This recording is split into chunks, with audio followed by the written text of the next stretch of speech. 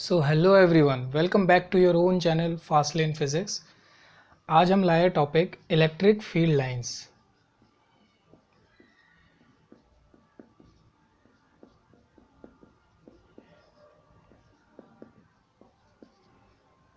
समझेंगे क्या होता है इलेक्ट्रिक फील्ड लाइंस।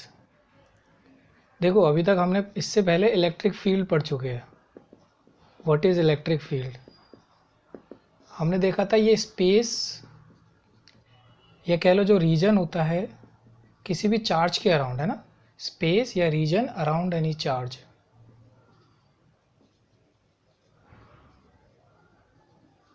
जहाँ पे कोई दूसरा चार्ज उसके इन्फ्लुएंस को फील कर पाता है, उसको हमने डिफाइन किया था एज अ इलेक्ट्रिक फील्ड।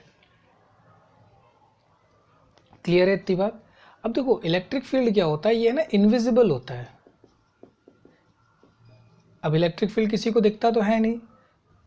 दिक्कत ये आती है कि कहीं पे अगर फील्ड एग्जिस्ट कर रही है तो मुझे कैसे पता चलेगा कि यहाँ पे इलेक्ट्रिक फील्ड है, क्योंकि वो दिखता तो है नहीं। और कहीं पे वीक फील्ड है, कहीं पे स्ट्रॉन्ग फील्ड है, इसका हम कंपैरिजन कैसे कर पाएंगे, है ना। तो इन्हीं सारे प्रॉब्लम्स को सॉल्व करने के लिए हमें कंसेप्ट दिया गया इलेक्ट्रिक फील्ड लाइंस का। ठीक है, इलेक्ट्रिक फील्ड लाइंस का काम क्या है? It represent the electric field. ये इलेक्ट्रिक फील्ड को ही रिप्रेजेंट करता है ना। इसकी कुछ और भी प्रॉपर्टीज होती है और भी खासियत है, अभी सबके बारे में पढ़ेंगे एक एक करके। ठीक है, तो सबसे पहले तो हम इलेक्ट्रिक फील्ड लाइंस को प्रॉपर्ली डिफाइन करेंगे। इसको डिफाइन कैसे किया जाता है?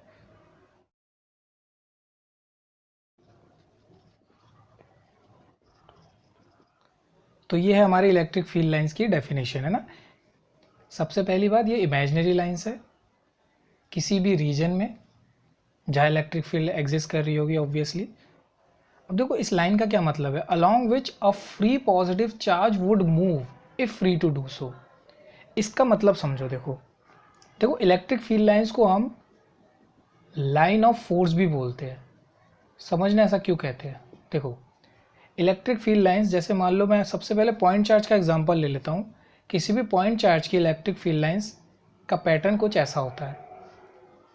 ठीक है, रेस की तरह होती है, ऐसे फैल रही है, and the direction is always radially outward.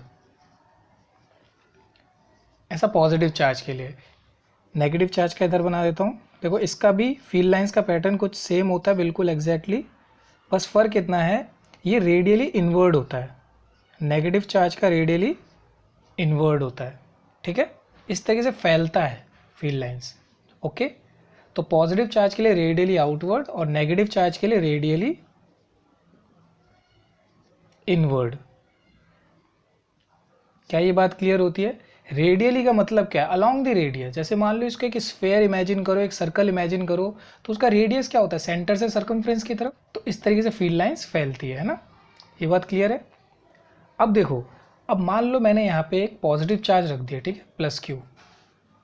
या मान लो हमारे एज यूजुअल टेस्ट करने के लिए मैंने एक +1 कूलम का चार्ज रख दिया। ठीक है, ये ज़्यादा इजी लगता है। तो अब होगा क्या? इस +1 कूलम को एग्जैक्टली इस डायरेक्शन में फोर्स लगेगा। ठीक है, अब ये इन्फॉर्मेशन कहाँ से कन्वे हो पाती है? देखो, सबसे पहले इसकी फील्ड लाइंस की डायरेक्शन देखो, आउटवर्ड है ना, तो इसको फोर्स भी बाहर की तरफ ही लगेगा। दूसरी बात, ये फील्ड लाइन इस डायरेक्शन में जा रहा है ना, तो फील्ड लाइन के अलोंग ही इसको फोर्स लगेगा। क्या ये दो बातें समझ में आती है? सबसे पहली बात, फील्ड लाइंस के अलोंग ही फोर्स लगता है, और जिधर फील्ड लाइंस की डायरेक्शन होती है उसी डायरेक्शन में फोर्स लगता है। ऐसे ही अगर इस +1 चार्ज को मैं इधर रख दूं, तो इसको ठीक आउटवर्ड इसी डायरेक्शन में फोर्स लगेगा। समझ में आता है? ऐसे ही मैं इस +1 कूलम चार्ज को यहां रख दूं, तो इसको अट्रैक्टिव फोर्स लगेगा इनवर्ड, रेडियली इनवर्ड। देखो, ये जो रे की डायरेक्शन है, इसी डायरेक्शन में इसको अंदर की तरफ फोर्स लगेगा। तो इस लाइन से यही समझाया गया है कि along which a free positive charge would move if free to do so. अगर एक पॉजिटिव चार्ज को फ्री छोड़ दिया जाए तो वो उसी डायरेक्शन में मूव करेगा जिस डायरेक्शन में फील्ड लाइंस टारगेटेड है। क्या ये बात क्लियर होती है? अब देखो चार्ज तो हमारे पास पहले से था ऐसे प्लस का चार्ज, बस हमने क्या करा उसके अराउंड जो उसकी फील्ड बनी हुई थी ना उसको हमने ऐसे फील्ड लाइन से रिप्रेजेंट कर दिया, उसको हमने ऐसे फील्ड लाइन से रिप्रेजेंट कर दिया। अब इस फील्ड लाइन के हेल्प से हमें क्या पता चल रही है, कुछ इन्फॉर्मेशन कन्वे हो रही है। सबसे पहली बात, इसकी फील्ड कहाँ तक फैली हुई है वो दिख पा रहा है हमें। दूसरी बात, कहीं भी कोई भी पॉइंट सपोज कर लो वहाँ पे फील्ड किस डायरेक्शन में लगी हुई है ये भी हमें पता चल रहा है। अगर मुझे यहाँ पे पता करना, ऑब्वियस ही बात है फील्ड इस डायरेक्शन में होगा। अगर मुझे यहाँ पे पता करना है तो ऑब्वियस ही बात है फील्ड इस डायरेक्शन में होगा। यहाँ पता करना है तो ऑब्वियस ही बात है फील्ड इस डायरेक्शन में होगा। तो मुझे इलेक्ट्रिक फील्ड की डायरेक्शन भी पता है हर एक पॉइंट पे, ठीक है।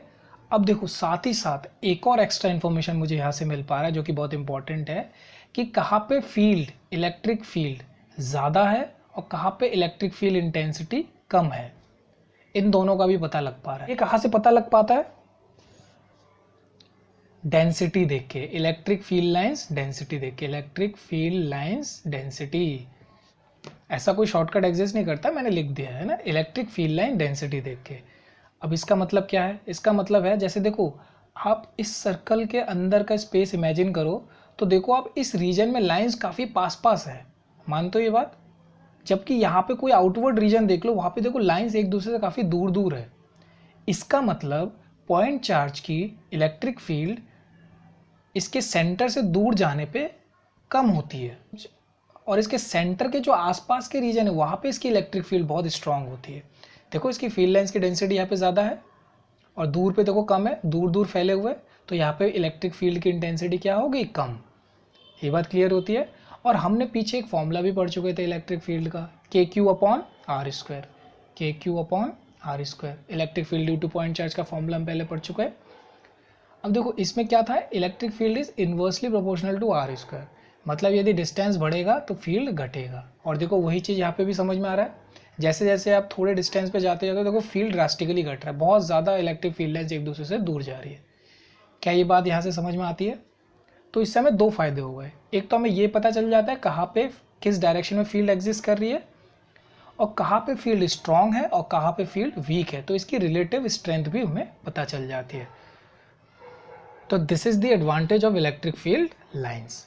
एक बार यहाँ तक आप थ्योरी नोट कर लो, इसके आगे हम और इसकी प्रॉपर्टीज को समझेंगे, ठीक है। स्क्रीन को पॉज करके नोट कर लो। तो चलिए देखते हैं आगे, हम पढ़ेंगे अभी properties of electric field lines. Electric field lines की क्या प्रॉपर्टीज की क्या खास बातें होती है उसको समझेंगे, ठीक है। अब सारे पॉइंट्स को मैं वन आफ्टर अनदर लिख देता हूँ, फिर आपको एक साथ समझाता हूँ, ठीक है। तो ये है हमारे कुछ इलेक्ट्रिक फील्ड लाइंस की प्रॉपर्टीज है ना, मेन। तो सबसे पहले देखो, they originate from positive and terminate at negative charge. कहने का ये मतलब है कि फील्ड लाइंस हमेशा पॉजिटिव चार्ज से तो ओरिजिनेट होती है, स्टार्ट होती है, जैसा भी मैंने पॉइंट चार्ज के केस में बताया था आपको, और नेगेटिव चार्ज में हमेशा टर्मिनेट होती है, नेगेटिव चार्ज में एंटर कर रही होंगी फील्ड लाइंस, नेगेटिव चार्ज से कभी एग्जिट नहीं कर सकती है। तो नेगेटिव चार्ज में हमेशा फील्ड लाइंस क्या करती है, एंटर। क्या ये बात क्लियर है, ठीक है। दूसरी प्रॉपर्टी देखो, they do not form close loops.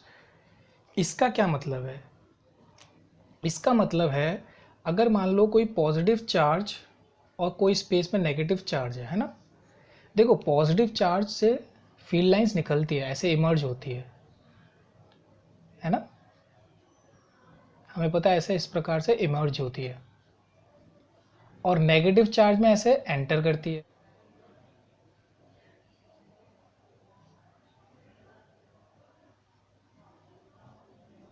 ठीक है, देखो आपको अच्छे से तब समझ में आएगा, मान लो मैंने इस पॉजिटिव चार्ज को यहाँ रख दिया और नेगेटिव चार्ज को उसके पास रख दिया, ठीक है।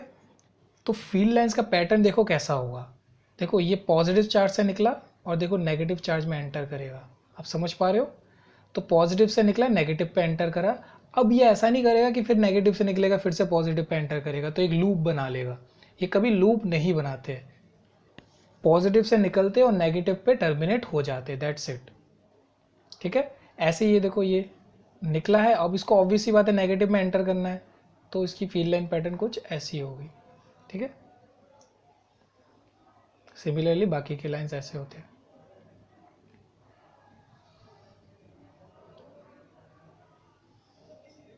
इस प्रकार से इसकी फील्ड लाइंस पैटर्न होती है। क्या ये बात क्लियर है?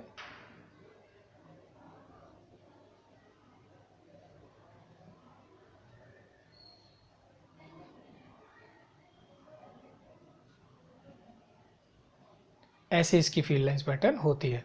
और डायरेक्शन क्या होती है? From plus two minus, plus two minus. आपको पॉजिटिव से हमेशा इमर्ज होती हुई दिखेंगी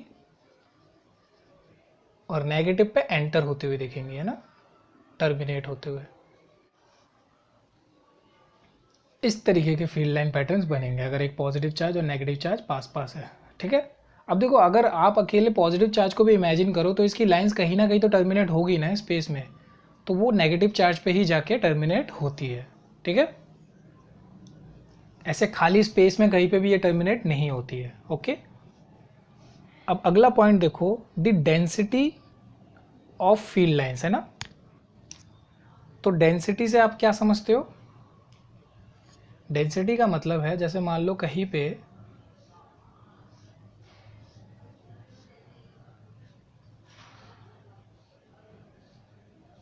देखो, इधर से आप कोई भी पॉइंट ले लो A और इधर इस स्पेस में कोई भी पॉइंट ले लो B, दोनों रीजन में मान लो इलेक्ट्रिक फील्ड लाइंस एग्जिस्ट कर रही है। ठीक है, आपको साफ दिख रहा होगा कि यहाँ पे इस रीजन में इलेक्ट्रिक फील्ड लाइंस बहुत क्लोज है और यहाँ पे इलेक्ट्रिक फील्ड लाइंस इसके कंपैरेटिव थोड़े फैले हुए हैं, है ना। तो जहाँ पे इलेक्ट्रिक फील्ड लाइंस फैली हुई है, यहाँ पे मैं इलेक्ट्रिक फील्ड इंटेंसिटी को बोल देता हूँ E एट B, और जहाँ पे इलेक्ट्रिक फील्ड लाइन ज़्यादा क्लोज है, जहाँ पे मैंने A पॉइंट माना हुआ है, यहाँ के फील्ड को मैं बोल देता हूँ E एट A। तो it's very clear that E at A is greater than E at B। इसका मतलब है electric field intensity at point A is greater than electric field intensity at point B। Relative closeness देखा करो आप, अगर line ज़्यादा close है as compare to other field region, तो इस फील्ड की स्ट्रेंथ जो है उसके कंपैरिजन ज़्यादा होगा, है ना। यहाँ पे इलेक्ट्रिक फील्ड ज़्यादा स्ट्रांग होगी। क्या ये बात क्लियर होती है? तो डेंसिटी माने रिलेटिव क्लोजनेस जो है फील्ड लाइंस की, वो मैग्नीट्यूड बताती है फील्ड की। ठीक है, गिव्स मैग्नीट्यूड ऑफ फील्ड। इतनी बात क्लियर होती है? अच्छा, अगला पॉइंट देखो, बहुत इंपॉर्टेंट है ये वाला point. The tangent drawn on a field lines gives the direction of electric field at that point. कहने का ये मतलब है, जैसे मान लो मुझे यहाँ पे पता करना है यहाँ पे इलेक्ट्रिक फील्ड की डायरेक्शन किधर है ना। तो मुझे क्या करना पड़ेगा, ये जो कर्व जा रहा है मेरे सामने इलेक्ट्रिक फील्ड लाइंस का, इसके ऊपर ठीक एक टेंजेंट बना देना है। ठीक है, तो मुझे इस टेंजेंट से पता चल जाएगा कि यहाँ पे अगर मैंने एक +1 कूलम का या मान लो एक टेस्ट चार्ज रख दिया होता तो उसको इस डायरेक्शन में फोर्स लगता। ठीक है, इसी इंस्टेंटेनियस डायरेक्शन में उसको फोर्स लगता टेंजेंट के अलोंग। मान लो यहाँ रख दिया होता तो इसको इस डायरेक्शन के अलोंग लगता, यहाँ रख दिया होता तो इसको इस डायरेक्शन के अलोंग लगता। उसी पॉइंट पे आप कर्व पे एक टेंजेंट बना दो, तो टेंजेंट की जो डायरेक्शन होगी उस पॉइंट पे इलेक्ट्रिक फील्ड की भी वही डायरेक्शन होती है। क्या ये बात क्लियर है? तो ये इसका सिग्निफिकेंस है। मैं पिछले लेक्चरों में बता चुका हूँ कि इलेक्ट्रिक फील्ड लाइंस की डायरेक्शन में ही पॉजिटिव चार्ज को फोर्स लगता है। तो यहाँ पे देखो, यहाँ पे अगर कोई भी चार्ज रख दो +1 कूलम का, तो ऑब्वियस ही बात है फील्ड की डायरेक्शन भी इधर, तो इसको फोर्स भी इधर ही लगेगी। और ये पॉइंट भी यही समझा रहा है कि जब इलेक्ट्रिक फील्ड लाइंस आपके पास होती है, उस पर किसी भी पॉइंट पे अगर आपको फील्ड की डायरेक्शन पता करनी है तो वहाँ पे एक टेंजेंट खींच दीजिए। स्ट्रेट लाइन है इसका, तो टेंजेंट इसी के अलॉन्ग आएगा, है ना। तो इधर फील्ड की भी डायरेक्शन यही होगी। क्या ये बात क्लियर होता है? अगले पॉइंट पे आते हैं। Two field lines can never intersect each other. ये बात ध्यान रखना, ये दो फील्ड लाइंस कभी एक दूसरे को इंटरसेक्ट नहीं कर सकती है। जैसे मान लो ये एक कोई इलेक्ट्रिक फील्ड लाइन जा रही है ऐसे, और दूसरा एक इलेक्ट्रिक फील्ड लाइन ऐसे आ रही है। ठीक है, मान लो इधर से ये इलेक्ट्रिक फील्ड लाइन जा रही है, इधर से ये इलेक्ट्रिक फील्ड लाइन जा रही है। तो ये जो पॉइंट ऑफ इंटरसेक्शन है, ये जो पॉइंट ऑफ इंटरसेक्शन है, यहाँ पे कोई अगर चार्ज रखूँ तो उसको किस तरफ फोर्स लगेगा? अगर इसको फॉलो करूँ तो इसके हिसाब से इस टेंजेंट के अलोंग लगेगा। अगर इस फील्ड लाइन को फॉलो करूँ तो इसके हिसाब से इस पॉइंट पर टेंजेंट ड्रॉ करने पे इस डायरेक्शन के अलोंग लगेगा फोर्स। लेकिन किसी पॉइंट पे तो एक ही डायरेक्शन में फोर्स लग सकता है ना, तो दिस इज नॉट पॉसिबल। ठीक है, ये ठीक वैसा है जैसे एक टाइम पे एक पर्सन दो जगह अवेलेबल हो, ऐसा हो नहीं सकता है ना। ओके तो ये बात ध्यान रखना, दो फील्ड लाइंस कभी भी एक दूसरे को इंटरसेक्ट नहीं कर सकती। आप यहाँ पे भी देखो, मैंने कहीं भी फील्ड लाइंस को एक दूसरे के साथ इंटरसेक्ट होते हुए नहीं दिखाया है। इसकी फील्ड लाइंस देखो फैली हुई है, इसकी फील्ड लाइंस फैली हुई है, इसका देखो यहाँ से यहाँ तक जा रहा है ना, पॉजिटिव से निकला नेगेटिव में जा रहा है, लेकिन देखो इस बीच इन्होंने आपस में कहीं इंटरेक्ट नहीं करा। क्या ये बात क्लियर होती है? तो two field lines can never intersect each other, इन दोनों के बीच में हमेशा स्पेस बना रहेगा। अब अगला पॉइंट देखो, parallel equidistant field lines represent uniform electric field. मतलब पैरेलल होनी चाहिए और इक्विडिस्टेंट होनी चाहिए, एक दूसरे से बराबर दूरी पे होनी चाहिए, ऐसे field lines uniform electric field को रिप्रेजेंट करते हैं। इसका एग्जांपल अब यहीं पे देख लो, देखो यहाँ पे ये लाइंस कैसी है, आपस में पैरेलल, और इक्विडिस्टेंट है मतलब इक्वी स्पेस्ड है एक दूसरे से, देखो इनके बीच में स्पेस बराबर है। तो ऐसे फील्ड लाइंस हमेशा यूनिफॉर्म इलेक्ट्रिक फील्ड को रिप्रेजेंट करती है। क्या ये बात क्लियर होती है? जल्दी से स्क्रीन को पॉज करके ये सारे पॉइंट नोट कर ले, अभी आगे मैं एक दो और इंपॉर्टेंट पॉइंट समझाता हूं इसके ऊपर। तो कुछ बचे हुए पॉइंट्स को यहां समझ लेते हैं। देखो, the electric field lines are perpendicular to the surface of charge, है ना। इलेक्ट्रिक फील्ड लाइंस जो होती है आपकी, वो परपेंडिकुलर होती है to the surface of charge. जैसे मान लो ये पॉजिटिव चार्ज था और ये नेगेटिव चार्ज था, ये फील्ड लाइंस जो इसमें से इमर्ज हो रही होंगी वो हमेशा परपेंडिकुलर होती है to the surface of charge. ऐसे यहाँ पे जो फील्ड लाइंस एंटर करती है ये भी परपेंडिकुलर होता है to the surface of charge. क्या ये बात क्लियर हो रही है? अब देखो, मैंने पीछे भी प्लस और माइनस को आसपास रख के एक फील्ड पैटर्न बनाया था, है ना। अब मैं आपको बताता हूँ वो फील्ड पैटर्न वैसा ही क्यों था। देखो यहाँ से एक फील्ड लाइन निकली, ठीक है, होना इसको परपेंडिकुलर है। जब ये यहाँ पे एंटर करेगा तब भी इसको सरफेस के साथ परपेंडिकुलर होना है ना। तो ये ऐसे जाके ऐसे करके या तो ऐसे या ऐसे सीधा जाके इसको मीट नहीं करता है।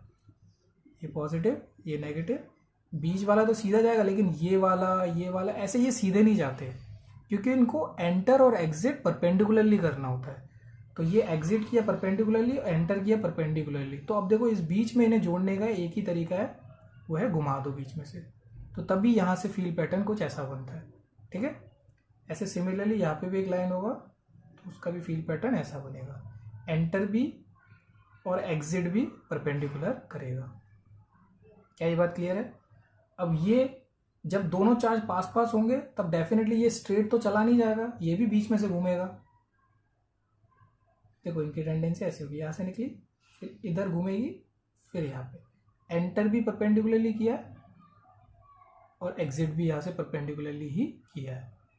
ठीक है, तो ये सारा एंटर और एग्जिट परपेंडिकुलर करते हैं। Electric field line charge surface के साथ हमेशा परपेंडिकुलर होता है। क्या ये बात क्लियर है?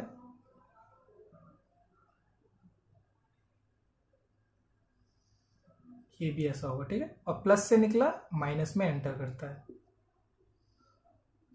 ठीक है, और भी कुछ निकल रही होंगी। अब हर फील्ड लाइंस को तो मैं ऐसे घुमा के दिखा नहीं सकता हूँ, तो हम ऐसे दिखा देते हैं, इधर से वो एंटर कर रही है और इधर से वो एग्जिट कर रहे हैं। तो the electric field lines are always perpendicular to the surface of charge. अगले पॉइंट पे आते हैं, electric field lines are always perpendicular to the surface of a conductor. देखो, इस जैसा ही सिमिलर पॉइंट है बट ये डिफरेंट पॉइंट है। जैसे मान लो कोई कंडक्टर है, मान लो ये उसकी थिकनेस दिखा रहा हूँ, कोई प्लेट मान सकते हो, आप इसको इमेजिन कर सकते हो, कोई भी मेटल का कंडक्टर है ना। अब इसमें मान लो चार्ज है बहुत सारा, ठीक है, इसमें क्या है, चार्ज दे दिया आपने।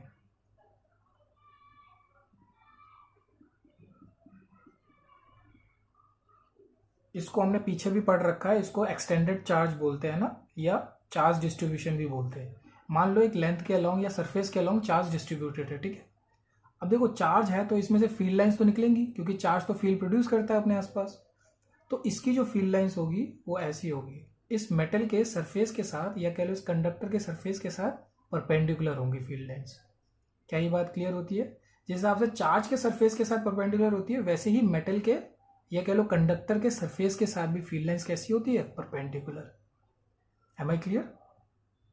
तो electric field lines always perpendicular होती है किससे, सरफेस ऑफ अ कंडक्टर। अगला पॉइंट और समझ लेते हैं। देखो, under electrostatic condition electric field inside a conductor is absent, मतलब जीरो होता है इलेक्ट्रोस्टैटिक कंडीशन के अंदर, मतलब चार्जेस रुकी हुई है, ठीक है, कोई करंट नहीं बह रहा है ना। तो जैसे मान लो कोई हमारे पास स्फीयर है, एक चार्ज स्फीयर है, ठीक है, किसी बैटरी से कनेक्टेड नहीं है, इसके ऊपर जितना चार्ज है उतना ही चार्ज है, बस दैट्स इट। तो मान लो इसके ऊपर चार्ज डिस्ट्रीब्यूटेड है यूनिफॉर्मली, ये एक स्फीयर है, ठीक है, इसका 3D मॉडल इमेजिन करो। तो इसमें से जब आप फील्ड लाइंस निकालोगे, ऑब्वियस ही बात है ये अपने आसपास इलेक्ट्रिक फील्ड क्रिएट करेगा, चार्ज है तो इलेक्ट्रिक फील्ड को ही हम फील्ड लाइन से दिखाते हैं, तो हम इसको ऐसे फील्ड लाइन से दिखाएंगे।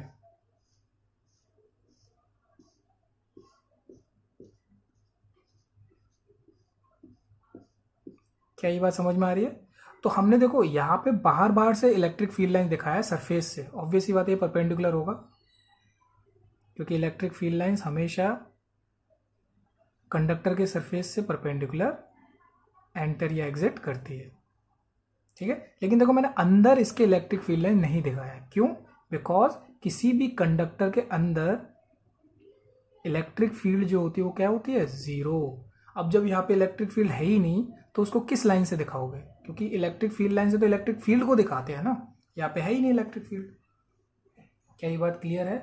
हमेशा ध्यान रखना, इलेक्ट्रोस्टैटिक कंडीशन के अंदर किसी भी कंडक्टर के अंदर इलेक्ट्रिक फील्ड जीरो होता है। तो जब इलेक्ट्रिक फील्ड जीरो होगी तो फील्ड लाइंस भी नहीं होंगी। Am I clear till here? इसको जल्दी से स्क्रीन को पॉज करके आप नोट कर लो, आगे मैं इसके ऊपर कुछ क्वेश्चंस लेता हूँ, ठीक है।